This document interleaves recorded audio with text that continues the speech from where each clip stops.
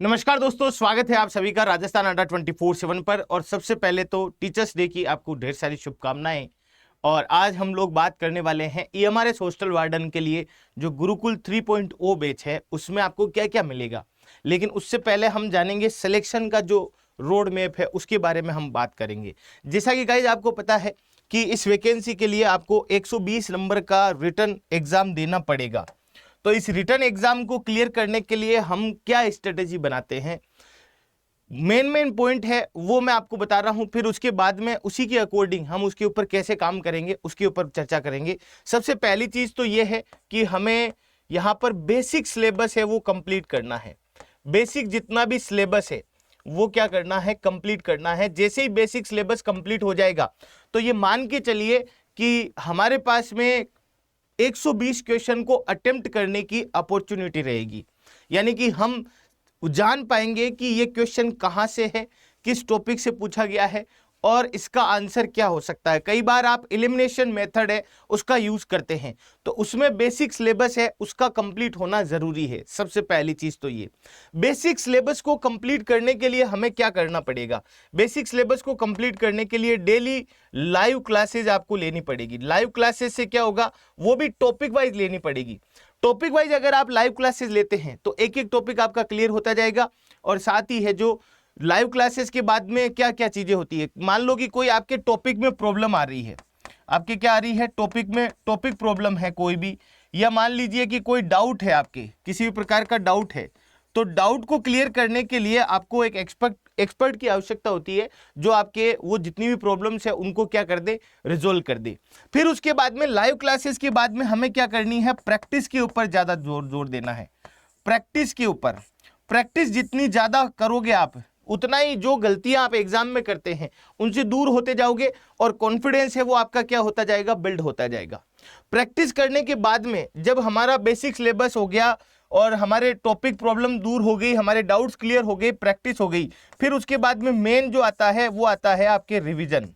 Revision है वो आपको कह सकते हैं कि उस टारगेट तक लेकर के जाएगा जिस टारगेट के लिए आपने तैयारी शुरू की थी। ये सारी चीजें हैं वो रेगुलरिटी के अंदर होनी चाहिए। अगर मान लो कि सबसे पहली चीज है कि बेसिक सिलेबस को पूरा करने के लिए आप 45 दिन दीजिए। 45 दिनों के बाद में साथ में ही आप अपनी जो भी प्रॉब्लम्स है उस प्रॉब्लम को आप साथ साथ में क्या करते रहिए, क्लियर करते रहिए। फिर उसके बाद में बचे हुए दिन है, रिमेनिंग डेज है, उसमें आप रिवीजन करिए। और फिर उसके बाद में आप डेली क्या दीजिए, मॉक टेस्ट दीजिए, डेली टेस्ट दीजिए। डेली टेस्ट से क्या होगा कि आपको नंबर ऑफ क्वेश्चंस ज्यादा हल करोगे तो और भी ज्यादा है जो आपके जो भी मान लीजिए परेशानियां हैं या किस प्रकार का क्वेश्चन आता है या इस क्वेश्चन में और क्या क्या चीजें बन सकती है, वो सारी की सारी बातें आप जान पाओगे। तो अगर ये काम आप कर लेते हो तो ये 120 नंबर का जो पड़ाव है ये आप पूरा कर सकते हो। साथ ही एक और चीज मैं बताना चाहता हूं कि ये प्रैक्टिस और रिवीजन और मॉक टेस्ट में आपको क्यों सजेस्ट कर रहा हूं, क्योंकि इसके अंदर नेगेटिव मार्किंग है और नेगेटिव मार्किंग से बचना हो तो उसके लिए हमें प्रैक्टिस, रिवीजन, बेसिक सिलेबस पूरा करना पड़ेगा। नेगेटिव मार्किंग 1/4 है। आप दोस्तों यहां पर 120 में से टारगेट अपना देखो 100 के आसपास लेकर के ही चलो। अगर 100 के आसपास नहीं रहेगा तो फिर यहां पर चांसेस कम रहेंगे हमारे सिलेक्ट होने के। और 100 नंबर का टारगेट और उसके अलावा ये सारी चीजें जो मैं बता रहा हूं ये चीजें आपको कहां पर मिल सकती है, तो ये सारी की सारी चीजें मिल सकती है गुरुकुल 3.0 बैच के अंदर। लाइव क्लासेस मिलेगी, एमसीक्यू पीडीएफ मिलेगी आपके, और क्लास की जो पीडीएफ है वो आपको मिलेगी, मेंटरशिप प्रोग्राम है, रिवीजन के तौर पर एक्स्ट्रा क्लास भी आपको इसके अंतर्गत देखने को मिलेगी। तो ये सारी की सारी चीजें अगर मिल जाती है और आपकी मेहनत इन चीजों के साथ में लग जाती है तो 100% स्टडी मटेरियल और plus hardware is equal to success. इस गुरुकुल के बारे में मैं इतना ही कहना चाहता हूं कि ये आपको नौकरी दिलाने वाला बैच है जो कि अगर कोई ईमानदारी के साथ पढ़े तो वो 100% सिलेक्शन ले सकता है। अब बारी आती है कि सर इसमें हम सेलेक्ट कैसे करें, सेलेक्ट कैसे हुए, या मान लीजिए कि हम इस बैच में एनरोल कैसे हुए। तो पहले तो आपको इस बैच में एडमिशन लेना पड़ेगा फिर आपको सिलेक्शन मिलेगा, ठीक है ना। तो सिलेक्ट कैसे हुए इसका उत्तर मैंने आपको बता दिया है। आपको क्या करना है, जैसे आप अभी मेरी क्लास देख रहे हैं ये, तो इस क्लास के नीचे आप जैसे डिस्क्रिप्शन में जाएंगे तो डिस्क्रिप्शन में क्या मिलेगा आपको, यहाँ पर देखो जी, डिस्क्रिप्शन में देखो यहाँ पर ऐप डाउनलोड करने का लिंक आपको यहाँ पर दिखाई दे रहा है। तो सबसे पहले तो अड्डा 24/7 की मोबाइल एप्लीकेशन आपको डाउनलोड करनी है। फिर थोड़ा सा नीचे जाओगे तो देखो यहाँ पर ये रहा गुरुकुल बैच का लिंक है यहाँ पर।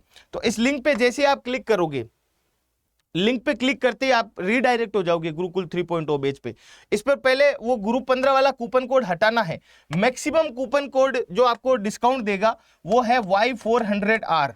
Y400R कूपन कोड आप जैसे ही लगाओगे या 722 रुपए आपको दिखेंगे। कूपन कोड Y400R लगाने के बाद में आप कोइंस का भी अगर यूज करते हैं, कोइंस का, तो ये जो बैच है 722 वाला, ये 714 रुपए में आपको मिल जाएगा, 714 रुपए में मिल जाएगा। तो याद रहे कूपन कोड Y400R, फिर उसके बाद में कोइंस और फिर उसके बाद में 714 रुपए में आपको एनरोल कर लेना है। क्यों कर लेना है? क्योंकि भाई ये 6 तारीख से ही शुरू हो रहा है, इसकी जो डेट है स्टार्ट होने की वो कल से ही है।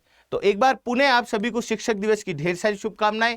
पढ़ते रहिए, मस्त रहिए और जीवन में आगे बढ़िए। जय हिंद, जय भारत, धन्यवाद आप सभी को।